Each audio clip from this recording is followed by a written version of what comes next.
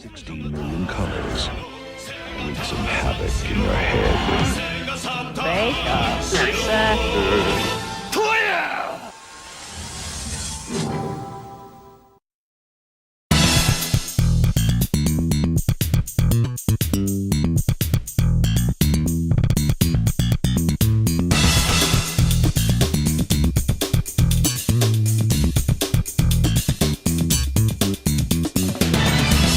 Welcome to TitanCast, your home for Sega Saturn news, commentary, personal stories, and more. My name's Samuel, the Southern Sega Gentleman. With me today, as always, we've got our Lord and Savior, Father K, the Simon. We've also got our West Coast correspondent, Mr. Brian, the Virtual Shrub. And of course, hailing all the way from Portugal, we have our great Nebuchadnezzar, otherwise known as Nuno.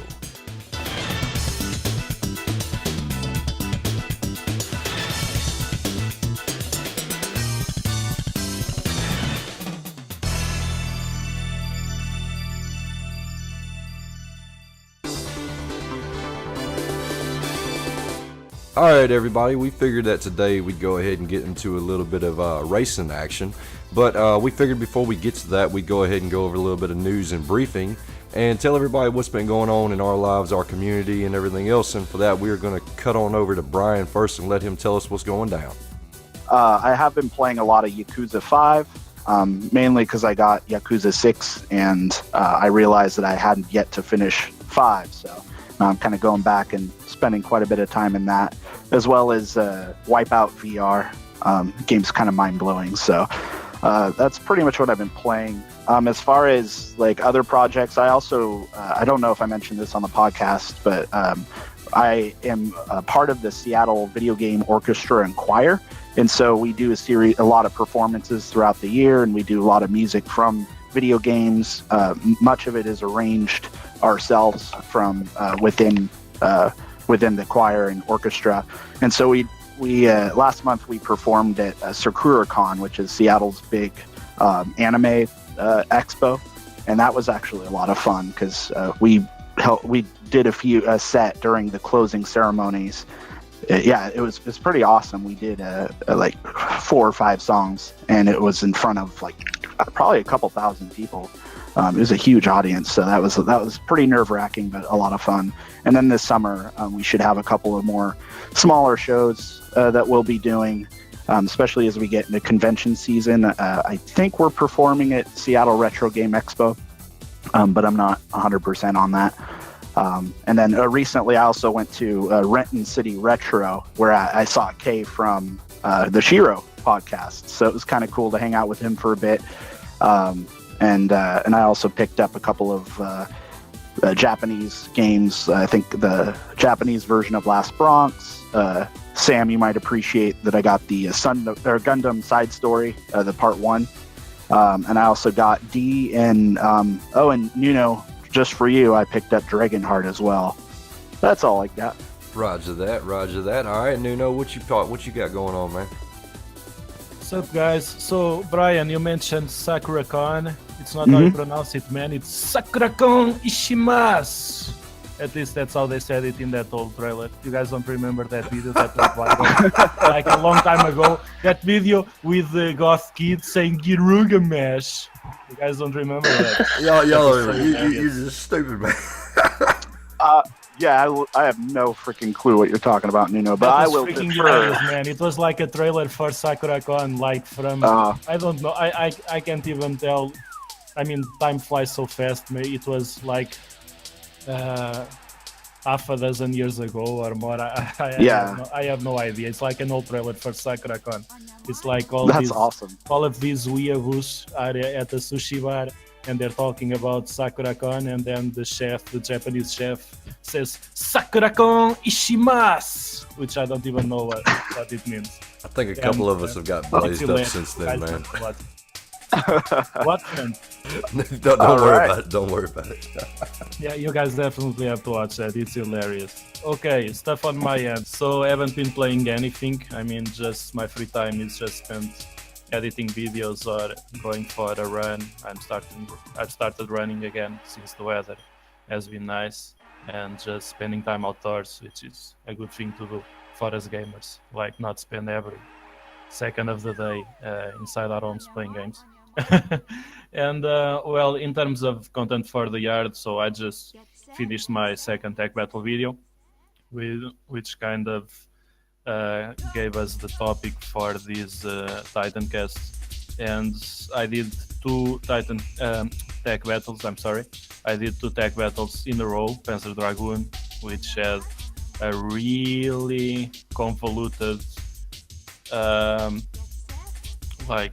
making it was really hard. It had a lot of stuff that happened that made it a really hard project, and I immediately jumped on the second episode about Sega Rally, and this time things went much smoother. I learned a lot with the first experience.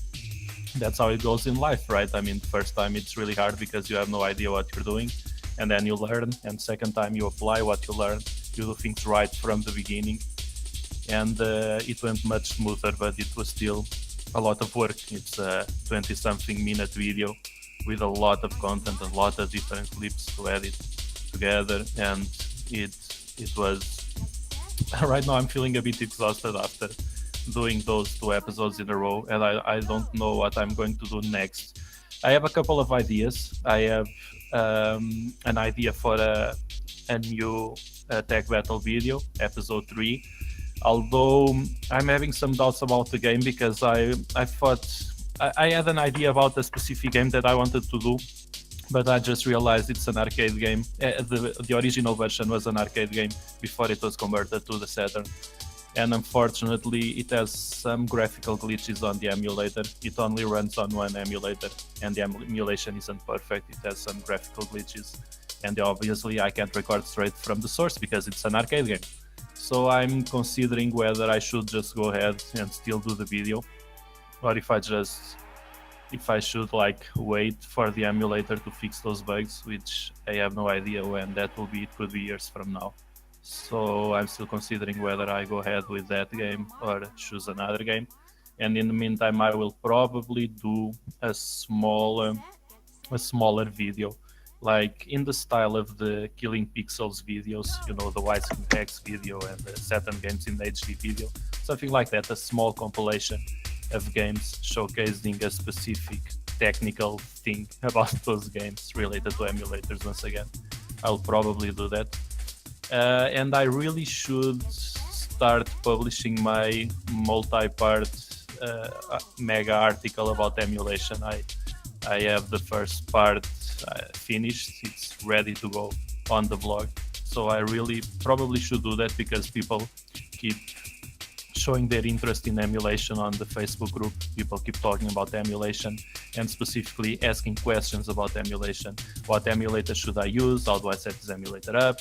Is this emulator good or not? Does it work with this game or not? And so I think it's really the right time to really get that article going. And yeah, I'll probably do that. And that's it on my end. Simon, what about you? Okay, well, I have also, like Brian, been playing Yakuza. I think maybe it was Brian that nudged me in that direction. I've played the Saturn for 6 months without touching another console. I think it was talking to Brian about Yakuza made me... I'll tell you exactly what it was. I bought God of War and I put my PlayStation on. I played about 15 minutes of God of War and then I went straight back to Yakuza 0. So I finished that. And I have only really been playing Manx TT on the Saturn. Yeah, I also have been playing a Nights into Dreams themed pinball game on the Game Boy Advance, which is part of the Sonic Spinball. Didn't actually realise that there was a Nights into Dreams whole sort of table, and it's not just a level. If you play it for long enough, you actually go from the Nights into Dreams into the Nightmare, and it's absolutely superb, very Saturn themed. And there's a Samba Day table and a Sonic table. So yeah, I've been playing a few different things other than the Saturn, but still keeping that Saturn love strong with the Nights into Dreams pinball. So how does I had no idea that existed, for one thing. How do you think the Knights pinball table compares to something like the one in Sonic Adventure? quite advanced, so it's not terrifically technical, but it's a really nice little table. I love video game pinball. I always have loved every console I've had. I've had pinball games for. It's a great little game. You get a Sonic table, as I say, a Samba de Amigo table, so it's completely for Sega lovers, and it's a really good little game. I also had the headphones in as I was playing it, so I was listening to the music through the headphones, and the music, find out more about it, because I think it's like a little Game Boy sort of chip tune version of the original Knights music, but it goes off on all kinds of variations on the music. It's absolutely superb. So yeah. Wow, that's awesome. How about you, Sam? Well, as far as I'm concerned, as most people who listen to the podcast regularly and watch the YouTube channel, they already know at this point that I've moved all of my pre-produced content creation over to my channel. First off, I want to give a huge shout out to everybody who's come and gave me some love. My channel's already almost at 100 subscribers as of the time of this recording. I'm sitting at 95, so absolutely thank every one of y'all for coming out and taking the time to look at what I got to show off. Just dropped a bulk slash video yesterday. Well, last Saturday at the time of this recording, and if you haven't seen it, go on over there and take a look at it. Last week I dropped a DOA retrospective that was on the first game all the way to the third game. It was very similar in a way to what Nuno's doing with his tech battle, except not so much on the tech aspect of it. Rather, I was doing a basic retrospective of the series, talking about where everything started from, especially considering the fact that DOA started on Sega's Model 2 arcade hardware. A lot of people don't realize that. They don't realize Dead or Alive owes its existence to basically an upgraded Virtua Fighter system. And just to give an idea of how much work went into that, I can fully appreciate what Nuno's talking about with trying to capture arcade gameplay, because I was having to emulate arcade gameplay to capture Dead or Alive's footage. And I actually had to make a couple of concessions whenever it came to DOA 2, because the whole DOA 2 runs on the Millennium system. It doesn't run on the Model 3. Well, it can't, yeah, but you get my point. What I'm saying is that there was a lot of concessions I had to make with the DOA retrospective video to try to get it out in time, to try to make it do what it was supposed to do. Again, though, I appreciate everybody who come out and showed it some love. As for what I'm working on currently, I have not actually been playing a lot of Saturn recently. I've been playing a lot of other consoles, primarily because of my other channel. Been spending a lot of time on the Xbox consoles. I've got a nice treat for anybody. This is Sega related now. Everybody who is like me, who heard the news in 2002, who heard the end coming, who thought that Sega was dead, and then got a pleasant surprise whenever they either listened to the news or whether they read an article in a magazine, whatever the case it was. A couple of y'all might have been on some chat boards back then. I wasn't until 2003, but I can remember the day I heard that Sega wasn't dead yet, that Sega was going to continue on. So I've got a nice little video in the works concerning that, and if any of y'all played a lot of Xbox, you probably have an idea of what's going to be talked about. But that's pretty much all I've been working on. I've been a pretty heavy schedule with, between 40 plus hours of work every single week, family life, getting called out in the middle of the night to go work on stuff, and then trying to get this new channel up and running. It's been pretty hectic on my end, but I'm thoroughly enjoying it, and I'm very happy that the people who have watched it are very happy about it as well. So that's me. Good stuff on the Dead or Alive video, Sam. That's something that I was very impressed by. Forward to seeing more content and more comparisons of games that go across the consoles. Yeah, good work, sir. Thank you, sir. Thank you, sir. I guess we could just jump right into our main topic for the day. I think, as we mentioned earlier, we will be talking about Sega Rally Championship for the Sega Saturn. Originally, it was, of course, a Model 2 arcade game developed by Sega's AM3 department, which would later become Hitmaker. And I think that came out, I think the original arcade release was 94, and then it released the following year on the Saturn. And they also came out with a Netlink or Plus edition in Japan, but it was an online multiplayer version in 97, which also had full analog stick support, which I thought was pretty cool. It was produced by Kenji Sasaki, who had worked on he'd worked for Namco previously on the Ridge Racer games, and he wanted to create kind of a unique racer that would tackle maybe a little less orthodox style of racing, and so that drove them to look towards rally racing, which to that point had not been super thoroughly represented in the video game space. And he wanted to do that to differentiate it a little more from Daytona USA and of course, the Ridge Racer games, which he had worked on, or I guess the first one. And the focus obviously would be on rally racing, and the handling was very unique in that it was more of a drift style, but it had a lot more nuances than we were typically used to in its handling compared to other arcade racers. And a big part of this had to do with the various track surfaces that you would be driving across, which would include, you'd go across asphalt and dirt and gravel throughout each course. And I think that would be one of the big things that Sega Rally Championship would have pioneered at the time. So the Saturn version was more or less built from the ground up as specifically for the Saturn hardware. And both the Saturn and the arcade versions were directed by Tetsuya Mitsuguchi, who you guys would know is the producer of Manx TT and Sega Touring Car Championship. Later on, he had United Game Artists, that studio within Sega, to produce Rez and Space Channel 5. And then eventually he would go on to create Q Entertainment and produce a few other hits there. Luminous, that series, which I absolutely loved, as well as the underappreciated 99 Nights that had come out in the mid-2000s there. Anyway, the game was fairly simple, given its arcade roots. Like other racing games of the time, it had 3 tracks, a desert, which was like an African savanna type thing, a forest track and a mountain track, plus the unlockable lakeside track that you could play if you did well enough over the course of the other 3.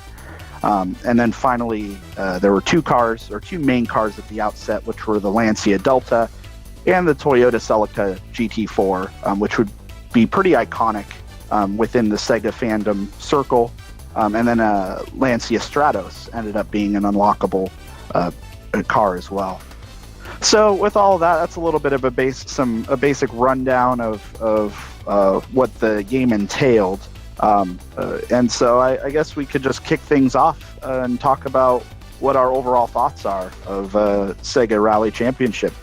You want to kick us off, Simon?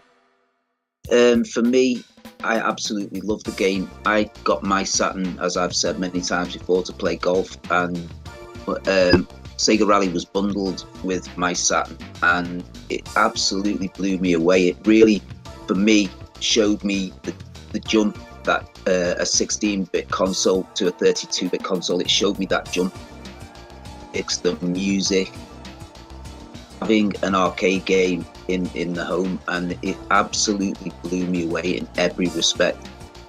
I was, as I am with most games, not terrifically good at it, so I played the desert stage over and over and over again, always as the Toyota, every single time.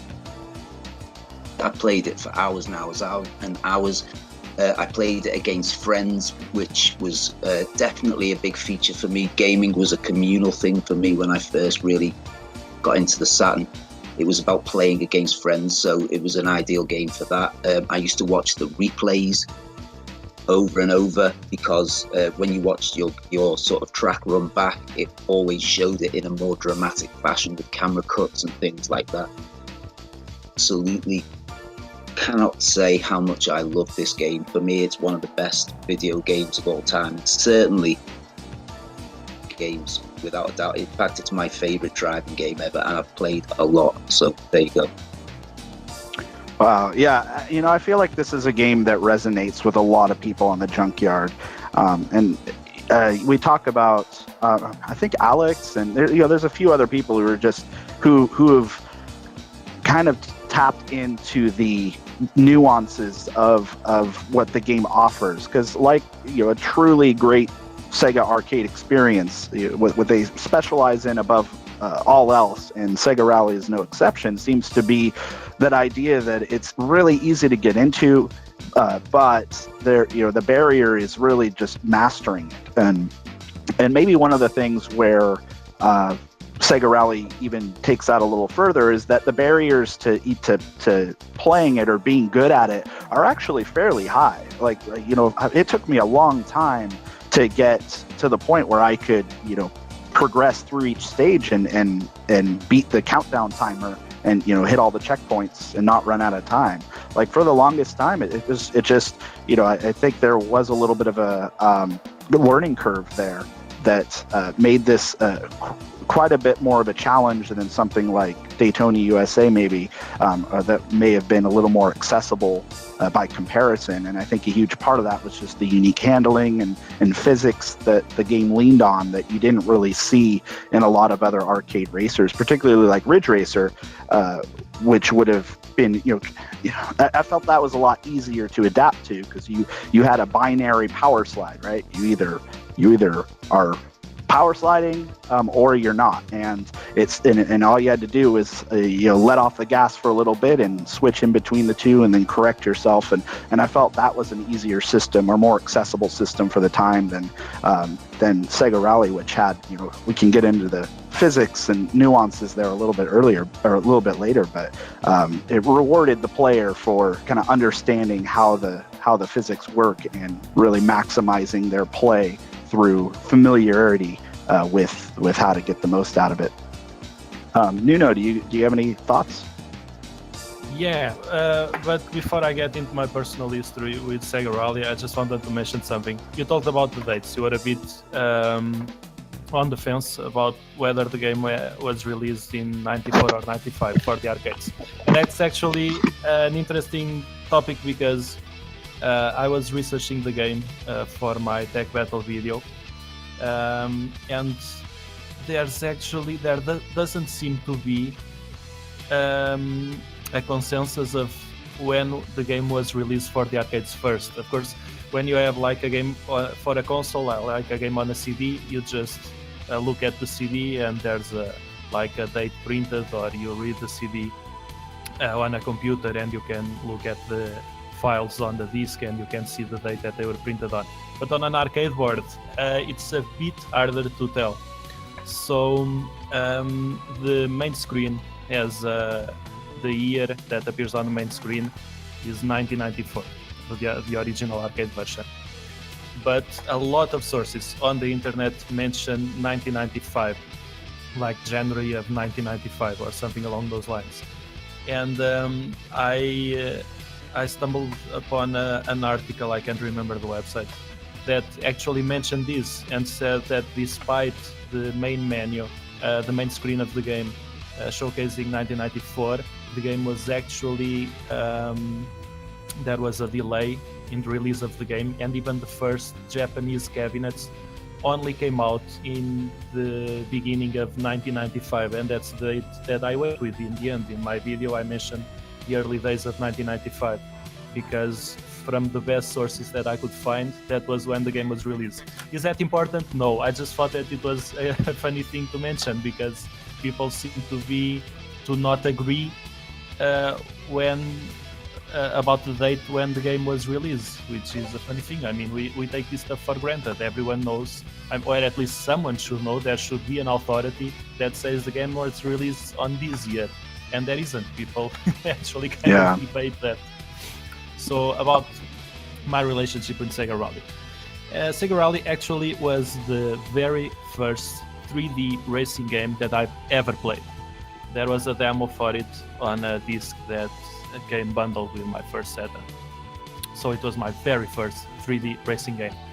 And I mentioned 3D specifically because racing games is one of those genres that I think that they only became what they should be and what they could be with the 3D. I think there were some good efforts before making racing games for older consoles and older arcade hardware. I mean, Sega had a lot of arcade racers. Just the most famous example would be Outrun or Hang On for a motorbike. game, but of course they had Rail Racer and a lot of other racing games that use like kind of 2D tricks to simulate 3D, but they weren't really 3D. And those games are fun enough, but personally, I could never get into 2D racing games. I mean, no matter how good the scaling technology and the tricks used to give it an impression of 3D, I think they always it wasn't the same. I mean, from the first time that I saw a 3D racing game, I was like, man, this genre was really made for 3D. I mean, a lot of genres thrived in the 2D era. I mean, beat 'em ups were amazing when they were 2D. Shoot 'em ups, platform games, they were all amazing in 2D. Racing games for me were not. I think racing games really needed that technology to get to the point where they could be fully rendered in 3D, and that was a huge thing for racing games. And probably was my first, and at the time I was just a little kid. I didn't know the first thing about cars. Actually, didn't like cars much. I mean, while my friends were playing with toy models, I was playing with Legos, making stuff, constructing, building things. I wasn't that interested in cars, and I didn't even understand how cars worked. When it comes to racing games, I had no idea about simple concepts like managing your speed, approaching corners at the right speed, at the right angle, drifting. That completely flew past me. So the first time that I played Sega Rally, I didn't know what I was doing. I was just accelerating like mad. I didn't know there was even a brake button. And I thought that I just had to turn, keep accelerating and turn at the right time, Obviously, the gameplay is much more complex than that. Simon mentioned that the gameplay is actually really complex. I had no idea about that, so I kept hitting walls, I kept losing time, and I kept losing the game. It wasn't even the first course. The demo had the forest track, which is a bit trickier than the first desert course. It has at least a couple of really sharp turns that for a kid were just too much. So I kept losing, and you all know what happens when you lose the game. There's this high energy guy screaming, "Game over, yeah!" And that would drive me mad. That would make me so pissed. I was like, man, this guy. I was a kid, didn't know English, but I did know what game over meant. I just lost the game, and the guy was making fun of me. He was mocking me for losing, and I was like, man, I'm just a kid. Don't mock me, man. Come on, what kind of attitude is that? So I just kept playing because the game was still so damn fun. I kept playing it, and even though I never got to the point that I really understood the rules and understood the gameplay, I never did when I was a kid. But sometimes, by just a pure stroke of luck, I would manage to finish before the time was over. I clearly remember at least 3 or 4 times finishing, even though I played so bad. I still managed to finish before the time was over. And the first time that happened, I was like so happy. I was like, man, I did it. I don't know how, but I made it. I managed to do it. And this time the guy won't scream that this time I beat you, this time I beat the game, and you're going to recognize that I beat the game, and you're going to congratulate me and say that I won. And then the guy goes, game over, yeah, and I'm fuck! What? Why? Why is this happening to me? I won! I don't deserve this. Yeah. And that's when I realized that game over just means game's over. It doesn't matter whether I won or lost. The game is over either way. Even if you win, the game is over. You finish the game. That's all it was. The guy was never mocking me. It was just stating the fact that the game is over. Yeah, it's like all good things and bad things, for that matter, must come to an end. I also think you really hit on something a little bit with when you were talking about 2D games or 2D racers. Maybe with the super scaling technology that most of them use up to that point, may not have done the genre a lot of justice. I mean, I think for the time, of course, before 3D polygonal graphics existed, but I think I agree. I mean, when when games like Daytona USA and Sega Rally came out that had fully realized environments that you could actually connect with spatially, you could go around the course and see the landmarks and really put yourself in the space to understand where you were in relation to the rest of the course. I think that was a huge turning point for the genre as a whole, and certainly one of the things that makes these types of games as compelling as they are, at least is enticing to just keep going back to and keep trying to learn, because you have these courses that each have their own idiosyncrasies and all these different aspects and complexities that you really never race through them the same exact way. I mean, there's combining with the physics and the layout and everything just really forces you to keep wanting to get better and better to perfect how you approach those courses. And I think the 3D space really allowed for that.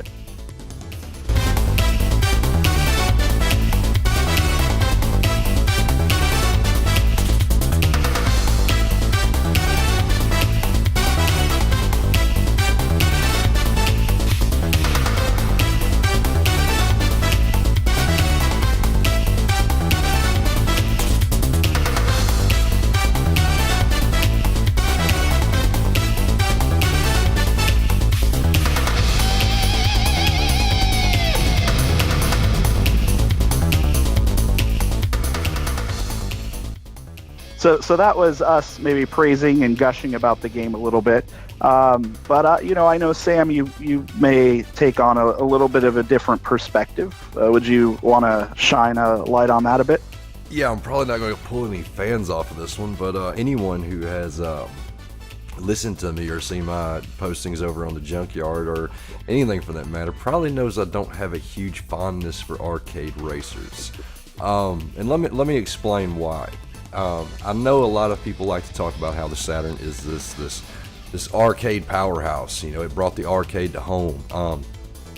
Y'all people must have been living in cities, because out in my little podunk town here in the middle of North Louisiana, whenever I was growing up as a kid, the nearest arcade was like an hour away, and it might have 4 arcade games in it. The arcade for me was whenever you went somewhere and went, oh, we're going to order some food, or we're going to the movies. They got 2 or 3 arcade machines there. That's cool. That was the arcade for us. We didn't have sprawling arcades, and the arcade games never really had an appeal to me. So for me, I loved my shmups. That was an arcade game that I loved, because a lot of places had like 1945 and stuff like that, and they had those kind of games. I loved them, but there was no arcade racers around me. There was nowhere I could jump behind a wheel and play these games. So whenever everybody was, gushing like y'all have just been over things like Sega Rally, I never understood it. And to be completely honest with you, whenever I started to rent these games, it was a lot easier to rent them than it was to buy them. We didn't have the money to buy games, and you could rent games for like $2-3 a night. I was real lucky. But renting the games, I'd be taking them back the very next day. I mean, like, for me personally, I never liked the whole aspect of checkpoints. I didn't like how arcade games felt. I didn't like how the arcade racer, how the car maneuvered and everything else. I mean, you got to understand, man, by the time I was 9-10 years old, I was actually driving vehicles. Here up in the sticks, you learn to drive vehicles very early on. And it didn't feel like real life. I really fell in love with simulation racers. Like, things like Gran Turismo and such. I know this is a Sega Saturn podcast, but I mean, come on, y'all. We all played other games. And I really do prefer wholeheartedly simulators. I don't like arcade racers. But no, we're not going to paint it entirely black like that. What we're going to say is that we had, I think, one of the very first challenges on the Junkyard was a Sega Rally challenge. And I was really wanting to get into it, for one, to go back to the game, and for 2, to try to become a part of the community, because the community was still small at that point. I don't even think we had 400 members then, so we were really a tight-knit group, and I was trying to, get involved with the community more so. And I'm gonna be completely honest with you, man. I tried, and I tried, and I tried, and I got a couple of decent scores. I beat the game more times than I lost, but I just never could get into it, man. I still cannot get into that checkpoint system. I just do not like having to race against the clock every quarter of a way through a track. I don't enjoy it. I don't like it. And to be honest with you, I never liked how the car is handled. I mean, you can do some tweaks, you can change some things up, and I did eventually get it to a point to where, you know, whenever we weren't doing because we had rules like you had to use this car for the challenge. Well, once the challenge was over, I started playing it a little bit outside of that scope, utilizing different cars, and eventually I did start to enjoy it a little bit. But I'll be completely honest with you, it's not a game I pick up on a regular basis. I haven't even picked it up since the first of the year. Racers have never been my cup of tea, especially arcade racers. So, sorry, boys and girls, that's just how it works for me. I'm all about my shooters, my mech games, my RPGs, and that kind of stuff. But, you know, to each their own.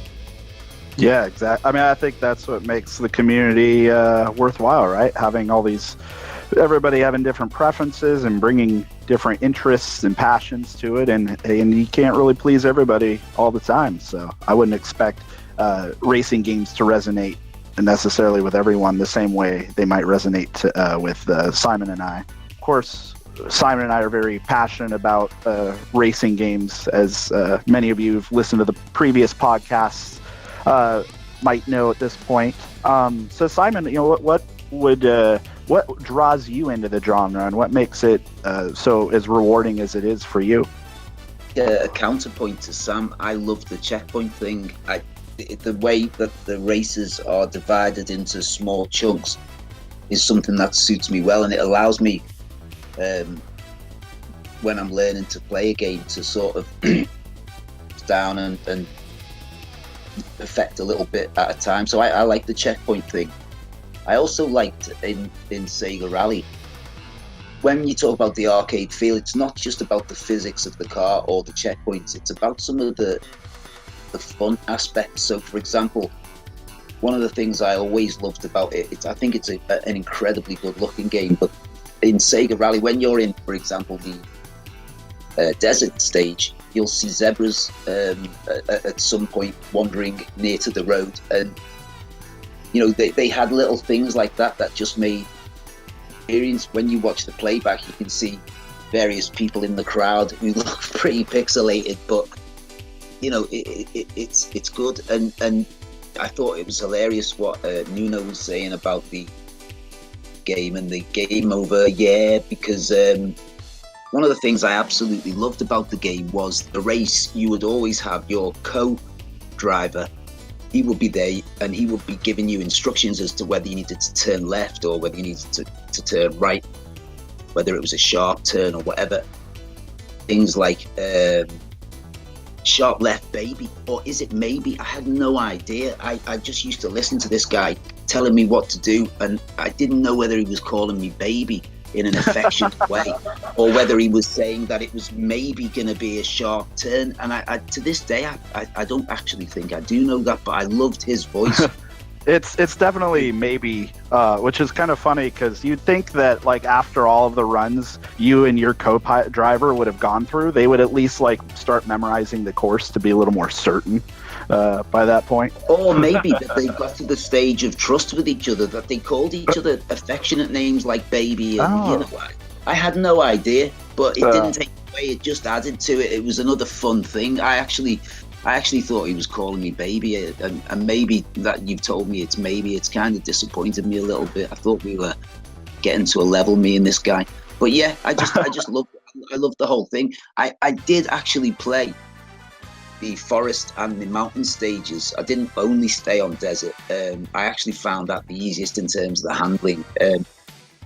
But it was the sharp turns, I think, did me in terms of the forest and the mountain stages. I always hit the walls, I always lost time, and I always lost speed on those stages, and it took me a long time. I think you go from desert to forest. It took me a long time to finish forest. I don't think I ever unlocked the lakeside course, which is what you have to do. You have to sort of finish the mountain stage first. You have to go arcade style from stage to stage, desert to forest to mountain, and I don't think I ever unlocked the lakeside course. There was a cheat that you could get on your action replay, which I think allows you to play the lakeside course in time mode. I don't know if that's correct, but there was a way you could play the lakeside course, and it is an absolutely gorgeous. I think that's one of the memorable things for me is the way it looks. That and Manx TT have such amazing looking environments to race through. I'm going to cut myself off here because I could just keep talking about it, and I know that I'll end up waffling and wittering some of this stuff. I really think you're onto something with that, though, where it realized these environments that have so much attention to detail. You mentioned the zebras. Even in that desert track, you had birds like hanging out on part of the course. As you flew or as you drove closer to them, they would fly off, and then you would have kicking at dust and having the helicopter come overhead. And Nuno, I know you spent a good amount of time comparing a lot of the visual differences and gameplay differences in your most recent tech battle and retrospective video for Sega Rally, namely when you were comparing the arcade and Saturn versions. What are some notable things you might have to speak of on that end? So even though I just told you that when I was a kid playing Sega Rally for the first time, I wasn't that much of a fan of the game. I mean, I liked it quite enough back then. But when I moved on from the Saturn, I never really thought much about it again. Then when I got into the Saturn for the second time, I played it for a bit, but I don't know. I was just, on one hand, I was trying to catch up on what I had missed that I never even knew existed when I was a kid. And the fact that you don't have like a career mode or something like that kind of structures your playing. It's an arcade style. Just pick it up and play, and you can beat it in 10 minutes. Beat it, so to speak, because to actually beat it, you would have to beat all 4 courses, and the third one, the mountain track, is really, really tough. I played it for a bit, but then I moved on, and I never thought much about it. So I don't even know why I chose it for the second episode of Tech Battle. I think I really got into the game for the first time last year when I bought a racing wheel for my PC, Logitech Driving Force GT. It's not sold anymore new. I bought it secondhand because it's a bit old by now, but it's a really good wheel and it's fairly cheap. So if you guys are starting out with racing wheels, it's very good. 900-degree turns, really good force feedback, and for the price, it's a steal, really. And I started playing Sega Rally on the Model 2 emulator with the wheel, and it's like I was playing the game for the first time. It was such a mind-blowing experience, going from the Saturn version with a regular controller to the arcade version with a racing wheel. So maybe that's why I ended up choosing the Sega Rally for this Tech Battle episode. But I never truly appreciated Sega Rally as much as I do now, because as you mentioned, I played a lot of it to record all of that footage and to properly compare all versions. I played it a lot, really. I didn't become an expert by any means. I mean, we have experts on the Facebook group. I am definitely not one of them, but I could see myself improving, and that's one of the great things about this game, I think. It's that the more you practice it, the more you play it, you can see yourself improving. You can see your lap times decreasing. You can see yourself getting further into the game before the final timer runs. And then, of course, I played it a lot on the arcade version and the Saturn version. So differences about them. I really like the Saturn version. Let me be clear about this. And I mentioned this in the Tech Battle video.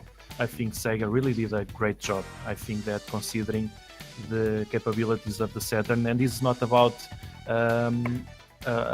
the old stereotype of Saturn can't do 3D. It's not about that. It's about the fact that the Model 2 was arcade hardware that was literally years ahead of everything that we had on the consumer market. It was hardware that cost, at least at the beginning, when the Model 2 first came out, it cost something like $1,500 or $15,000, I think, to produce, or something crazy like that. So there was no way that we could ever have proper in the sense a perfect conversion for a home console at the time. It was simply impossible, but because the arcade scene was just so far ahead. But considering the obstacles, the limitations that they had to work with, I think they did a double job. I think the game on the Saturn is really the best that they could have made. Not exactly the first version, because they then released the Plus version, which I think is by far without a doubt, I think the Plus version is definitely the Saturn version. But even the original version isn't bad by any means. And when you just play the Saturn version, it really is great and it really is fun. The problem is if you just finish playing the Saturn version and immediately jump into the arcade version, then you'll notice a difference. You'll notice in the frame rate, because playing a game at 60 frames per second, it's not a meme. It's not this crazy idea from PC elites or something like that. There's really a difference. The game is so much more fluid, and it affects the gameplay too, because you have when you're playing a game, you press a button or whatever, and you have, so if a game is working at 30 frames per second, you can press a button 30 times in a minute. You know what I'm saying? So you only have 30 times in a minute that the game can react to your input. When you're playing a game at double that frame rate, and Sega Rally, just for the sake of being really technical about this, it actually works at 57 dot something frame rate, frames per second. It's not 60, but for the sake of simplicity, let's just say it's 60. So when you have the double frame rate, you have the double the amount of inputs that the game detects, so you can be much more precise about your handling, and it's just so much more fluid. And the fact that the graphics are cleaner, also you can see more of the track, or you not see more, but have a clearer picture of what's happening on screen. And playing it with a racing wheel, I don't actually own a racing wheel for the Saturn. From the technical aspects of it that I've read online, it doesn't seem to be really a high-tech device, but I don't know how well it plays. But playing with my racing wheel on the emulator is just such a great experience. It's like, as I said, the Saturn version is great. Saturn version plays great, and it's an awesome game. But playing the arcade version, man, it's incredible. It's incredible. You guys have to try it out. And of course, there's the actual arcade version. I'm just talking about the emulator because it's more practical. Because obviously there's not an arcade in every corner anymore, and cabinet is becoming old. I still see a lot of Sega Rally 2 cabinets, but not so many Sega Rally 1s, the original games. But of course, the actual original cabinet is the best. But because it's hard, it's hard to find nowadays. I would recommend the emulated version, because it's kind of close. It can get really close. Yeah, one of the things I lament a bit is that Sega never re-released the arcade, like a straight port of the arcade version on HD consoles like they did with Daytona USA. And when Daytona USA that came out, I thought that conversion, or that port for the 360 and PS3, was utterly brilliant. And it, I think, preserved and built upon what all of the magic that the arcade version had entailed for that game. And I was really a bit disappointed when we never saw a comparable re-release of an HD, port of Sega Rally. Although you did mention in your tech battle video, and I think I have it on my 360 somewhere, or at least I hope I do, because I don't know if I'll be able to download it again if I don't. But it's the Sega Rally arcade online arcade, where that was kind of built in tandem, or developed in tandem with Sega Rally Revo for HD consoles. But as an extra in that is the original, or a re-envisioning with the full Revo style graphics of the desert stage, where you could play as the Lancia Delta or the Celica, in kind of its a reimagining of that original experience. And I think that's maybe the closest we kind of got, but it would have been really cool to get a straight on port of that original arcade game. that game plays with the handling of the original, but the graphics are so beautiful, and it does make you really dream about a current generation version of the original Sega Rally. It's a tantalizing glimpse.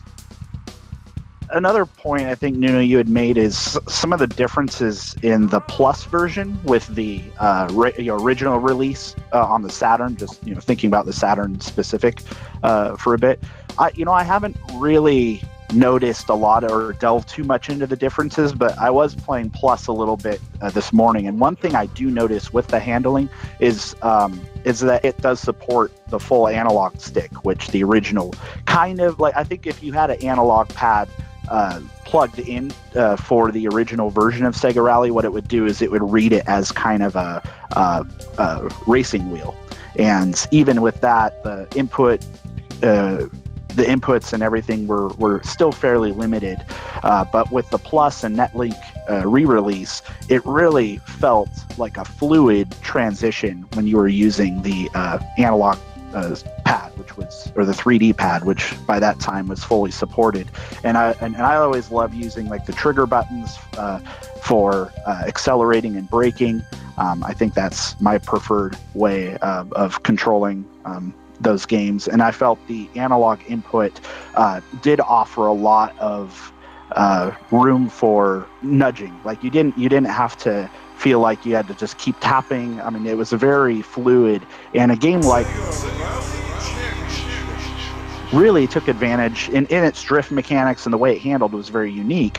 But where it rewarded you was not going full on with the drift, because the more you drifted, that was more it would take away your forward momentum and slow you down. And so what I really appreciated using the fully supported 3D pad on this is that it embraced that granularity of your inputs, and so you could really just fine tune your turning and approaches to each line, and I feel like that opened things up a little bit, and I'm excited to go back and try to improve my times using that method, which I hadn't previously done before today.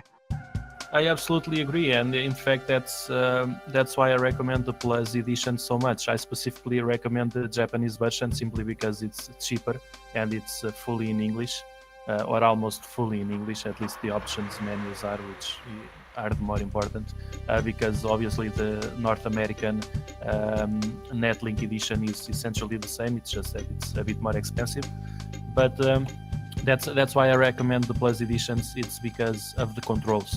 There are some graphical differences. I didn't go into this in the video because it was already too long, and I didn't want to waste time in what I considered irrelevant details. But there are some small graphical differences, and I don't know about performance because performance in the original seemed solid enough. But the really big difference for me really was in terms of controls, because as you mentioned, the original versions work with a 3D controller, but they're not. They work, but they're not optimized for it. They recognize it as if the analog stick was the axis of the racing wheel, because it only really supports the regular controller and the racing wheel. And it's just it's not a night and day difference, but it's still a bit of a difference in terms of how the analog stick how much it makes your car turn, and also obviously the button layout is completely different. As you mentioned, the 3D controller with the Plus editions, you accelerate and brake with the triggers, which are analog on 3D controller. If you play the original version with 3D controller, you have to use the face buttons to accelerate and brake. So the Plus editions are so well optimized for 3D controller, and it really makes the game feel like a modern game, because that's how you play racing games nowadays. Even on the PS4 and the Xbox One, that's how you play racing games. You turn the car with an analog stick, and you accelerate and brake with analog triggers. So it's incredible that such an old game feels so modern with this gamepad. I think it's amazing. I think at this point we might start winding down the podcast with some final thoughts. Sam, I know this game isn't quite your cup of tea, and I know you had a few thoughts earlier, but I feel like we've been kind of chiming in quite a bit more over the course of this podcast. Are there any other thoughts you might want to throw out there?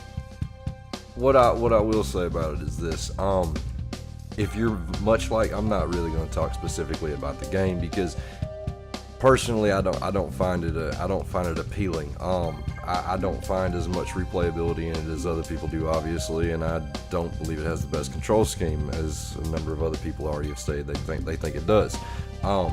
My 2 cents on it is this: if you do prefer simulator style games like myself, and you have access to the Dreamcast or the Xbox or Xbox 360 because it is backwards compatible, pick up Sega GT on the Dreamcast or Sega GT 2002. A lot of people like to talk trash about those games, say that they're just knockoff Gran Turismos, which to a degree that is the case. I mean, they were direct competition for Gran Turismo and Gran Turismo 3, but they are in and of themselves some very interesting games. They have a lot of the same mechanics from the PlayStation title, and at the same time I find them very enjoyable. As it concerns Sega Rally, I really don't know what to say about it, man. I mean, it's not a bad game. Don't take anything I'm saying to say it's a bad game. It's just not my cup of tea.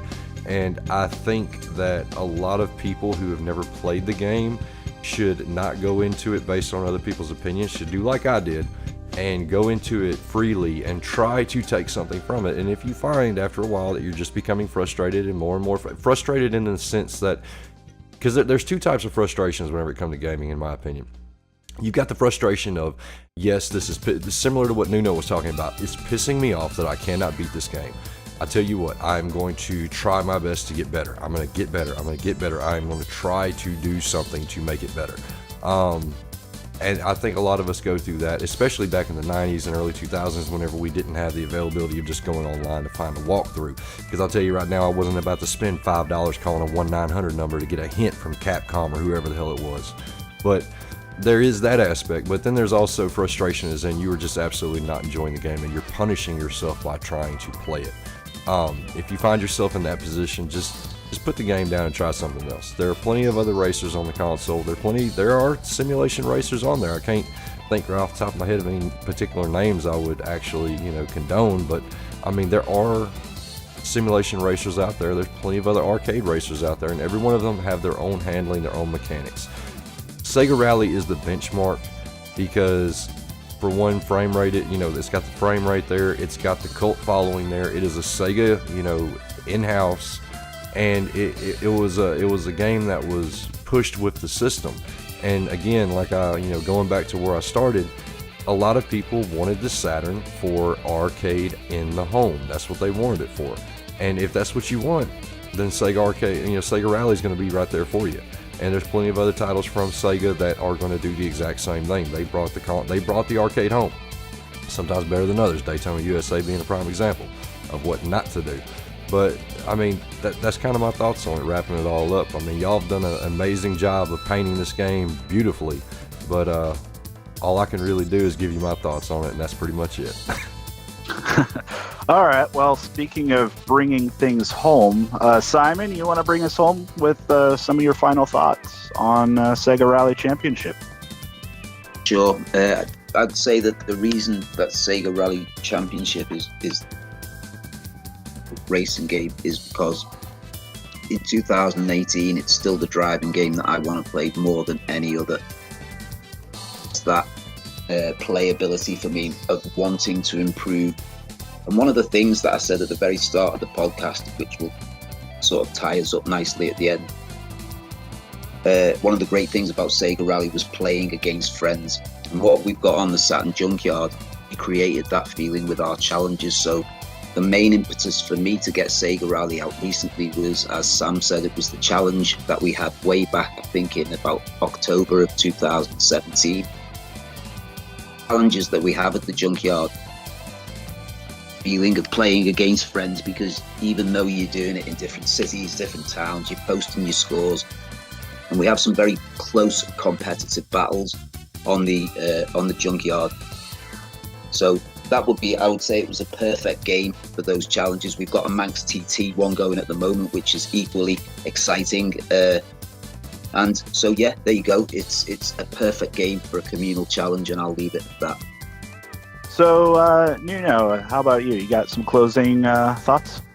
Yeah, I think Sam raised a very good point. You guys should never like a game or force yourselves to like a game just because it's popular and because everyone else likes it and they say it's a classic and it's awesome and it's amazing and a console, you have to be a fan of that game. That's total yes. As I mentioned, I wasn't that much of a fan of Sega Rally for a long time. I had that funny experience when I was a kid, and then I tried to play it again when I was in my late teens, but I wasn't really this massive fan of the game. I thought it was entertaining enough. And then I went on the group when we started the group, and as you guys also mentioned, we had a challenge when the group was still starting out and it was still relatively small. We had a challenge. I actually didn't participate in that challenge just because I didn't see the appeal. I thought, yeah, Sega Rally, it's a famous game, but I don't really like it that much. And now I do, and this is not to say that I was wrong all this time. It's to say that I now like the game, but if I didn't, it would have been fine. Okay, I just happen to like it now, and I happen to be able to see what so many people see in this game. I do think it's a great game. I do think that the gameplay, even though it may seem basic and simple on the surface, it really is not. There's a lot of depth to it once you get really into it, but you should only get into it if you think it's fun and if you're playing it over and over again and not feeling tired of it, not feeling sick of it. On the other hand, if you feel like you always want to race one more lap, and it's the type of game that you don't play for like 3 or 4 hours straight. It's a game that you play for 10, 20, 30 minutes at most, but you play it consistently because like the next day at some point you think, man, I would really like to go for play a quick run, a quick race of Sega Rally. So yeah, now I see that. Now I see all of those things that people have been talking about for so long. But if I didn't, no problem. I still don't like plenty of really famous games. I tried playing Dragon Force, for example, a game that I had read so much about it. People talked about it like it's his masterpiece, and I'm not saying that it isn't. I'm just saying that I tried to play it sometime last year, and I just didn't see any fun in it. And some people don't like Nights into Dreams, some people don't like, I don't know, other classic Saturn games, and there's nothing wrong with that. You should only play a game if you find some enjoyment in it. Don't try to play to impress other people, don't try to play out of a feeling of obligation just because you like this console. You have to play every major release on that console, every famous game. No, just play games because you think they're fun, and especially in these type of old games that don't have like lengthy story modes or career modes or whatever, games that you just pick up and play and they're supposed to be played over and over again. There's no point in doing that unless you're having fun and it's really entertaining to you. So yeah. Thanks, Nuno. Yeah, I feel like Sega Rally is one of those games that somewhat betrays its heritage as an arcade experience. As I alluded to a little bit earlier, I feel a lot of the enjoyment of it is locked behind, or there's kind of a gatekeeping aspect that really makes it very difficult to play well just as you jump into it, mainly because it handles so much differently than anything else did at that point, and you really had to get used to how it felt as just handling wise and course layouts and just the ways that the game kind of undermined a lot of the conventions that other more straightforward and more easily accessible arcade racers at the time were built on. But once you put that time into it, I feel like there were some just tremendously rewarding returns there that made it worthwhile, provided that you have the patience to invest that time. Well, that's not to say that it would be for everybody, even in that instance. It really, at the end of the day, I think there are enough idiosyncrasies with that title that do make it a little less appealing to everybody. But that said, I still really enjoyed it. It is one of my favorite racing games of that era. Even if I do, in the grand scheme of things, prefer a Ridge Racer or a Daytona USA, I have a lot of respect for what Sega Rally did and how unique it was compared to those experiences. So with that, I think we'll close this out. Thank you very much for taking the time to tune in and listen to our ramblings about what we consider one of the more quintessential racing experiences that the Sega Saturn had to offer. And so on behalf of Nuno, Nebuchadnezzar, Samuel, the Southern Sega Gentleman, and Simon, our own Father Krishna, this is Brian, the Virtuous Schlub, saying, Game over, yeah! That was so stupid.